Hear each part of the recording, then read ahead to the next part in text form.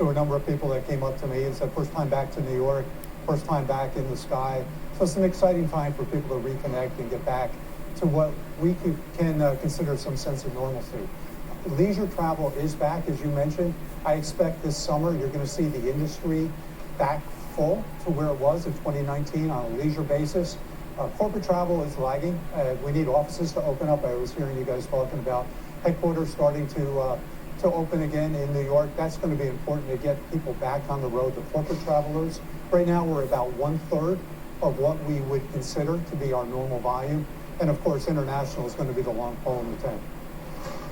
On that international front, we keep hearing folks in Europe saying we're more optimistic that things will open up here, let's say in the next 3 months.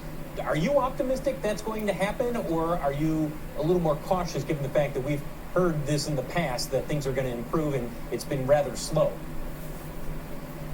Well, we've been pushing as hard as we can, as you know. U.S. travelers that are vaccinated can get to Europe right now. The southern European countries along the Mediterranean, France as well, are opening up their countries and their cities to U.S. travelers. The problem is that we don't have Europeans coming into our country. So without having travel coming back into the U.S., it's not doing anything for the U.S. economy. It's not creating jobs here. It's not getting people back to where we need to be. So right now, the big push is to create a U.S.-UK travel corridor so we'd be able to have vaccinated, tested, whatever the requirements are, we're going to be able to comply with that.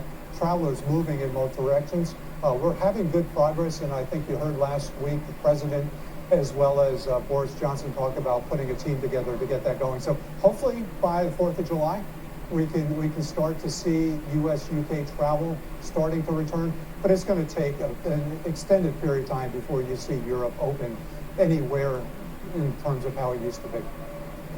Ed, it's Wilf in studio here. I just got to follow up on that, as you might imagine why I'm interested in that topic. But I mean, there was hope when you and 6 of your peers from both UK and US airlines clearly made it a loud plea on that front. And then just today, Boris Johnson, as Phil mentioned, pushing things back to late July for domestic reopening in the UK. I mean, it sounds like it's unlikely there'd be a travel corridor until at least after that ends. But you're saying 4th of July, which would be great. Have you got some indication that that's a date that's possible?